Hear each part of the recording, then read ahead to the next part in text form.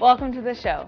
Today we have junior Kieran Brennan with the men's cross country team on the show to talk about the personal successes the members of the team have had this season. This is In the Saddle.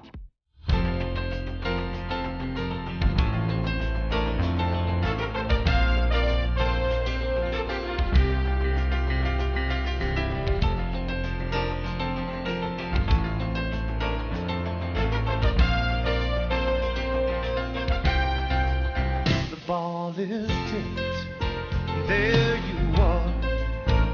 You're running for your life. You're a shooting star, and all the years no one knows just how hard you worked, but now it shows. In one shining moment, it's all on the line. One shining moment, they're frozen in time. Welcome to the show. Today we have cross country junior Kieran Brennan on the show to talk about the season. Welcome. Hiya. So the Drovers just have one more regular season meet left. How do you feel like this season has gone? It's been a progressive season. We started off okay. Continuously throughout every race and every practice, we've been getting better and better. Our times have been getting better, as you saw in the last race. I think everyone beat their time. It's been a good season. It's been difficult because it is new to a lot of us. Most of the guys, apart from Jeffrey, pretty much walked on.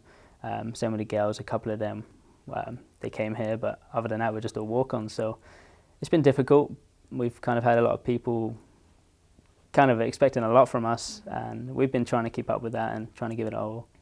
Well, definitely in the last meet, all the guys improved their times, and some really significantly. I think Chisholm Lane beat his time by like 5 minutes or something, a minute a mile. So, and you definitely, I think it was like a minute and a half or so you beat your time. So, what kind of clicked in that race? We knew that we had more to give. We were prepared a bit more with our practices, and also in the race itself before it, we went to town. We really focused. We walked a course. We knew where to run hard. Just in general, the atmosphere as well on the camp. We were just more of a team in that race, and we really went for it. And I think the girls as well. Everyone just did spectacular, and I know that we can continue on them times and increase them further. Good, and definitely I would expect that the fall weather that finally hit helped a lot. Yeah, definitely. It was really like home. Just the coldness.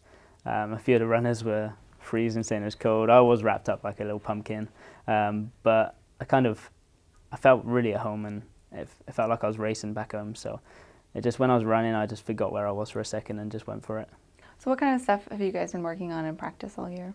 A fast array of stuff. We've been swimming, we've been running hills, we've been doing track, we've been doing long distance, we've been doing ab workouts, and we've also been doing stairs. So it's kind of a lot of different training. For me, running wise, just the long distance, that's been kind of what's helped me out a lot more. Other than that, the ab workout, the core, just trying to help us push through the race has helped as well. What's the longest distance you guys have done so far? We ran 14 miles yesterday. Wow. Which was a challenge. We got a few knocks from it. I kind of had to do mine late at night, and I'd never run that far before. But I felt good after it. I'm feeling good today, so hopefully we can just keep progressing and getting better and better. Your next race is actually the one that's farthest away. It's in Kansas. It's the Mid-States Classic. So what's your goal for that? I think as a team, we just want to increase on our times. We kind of want to. The girls have been doing fantastic. They've been placing above bottom, and they just want to keep moving up. The guys, we just want to get off bottom, and we really want to show that we have been improving and we have been working hard. And I think overall it's our times. We just want to keep decreasing our time, should I say. You're originally from England. What brought you to USAO? Originally it was soccer. I came here on a soccer scholarship. Kind of found it out of nowhere. Back when I was 18, I was meant to come out. I got an injury, so I couldn't. So in the end, I kind of just came out here working over in California. However, I realized I needed my degree, so I came here, played soccer for a year. Unfortunately, I decided not to play, kind of in regrets about that, but I do miss it. Yeah, after that, I had a year off. I focused on school, and now I'm back here running again. So Good. So what kept you at USAO then? definitely the people. It's a completely different town to where I'm from. I'm from something that's like equivalent of New York. So to come to Chickasha, where it's a little bit smaller in scale and less people, it was hard at first, but the friends I've made and the families of those friends that kind of have brought me in as their own son have really helped me out. And just two of my best friends I've made out here, I'm living off campus with them now, so I'm enjoying it, and it's going to be hard to leave the place. I bet. When the time comes. Well, you have, I guess, about a year and a half left to get your education degree. So what are you wanting to do with that? And are you going to stay here to do it? I would love to stay in America.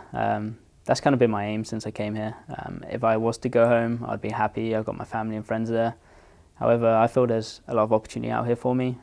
Not sure where in America, to be honest. I kind of love the whole place. But I guess I've got a year and a half to kind of really focus on that and decide what I want to do. Well, great. We look forward to the rest of the season out of the Drovers and the rest of the seasons out of the Drovers. That's right. Thank you. Now it's time for Fan of the Week. Each week we pick our Fan of the Week who wins an awesome t-shirt and is recognized on our show and on our USAO Drovers Facebook page. Last week's Fan of the Week was Alyssa Bermudez. Again, congratulations. And this week's Fan of the Week is Francis Todd. Congratulations to you. Just how hard you worked, but now it shows. Well, that's the show. Make sure to keep up with the conversation on Facebook and Twitter about your favorite show, In the Saddle. And remember, you can purchase a first ever USAO cross-country media guide by calling 574-1210. We're not going to have a show next week because it's the university's fall break, but we'll see you next time on In the Saddle. How that moment's gone when it's done. We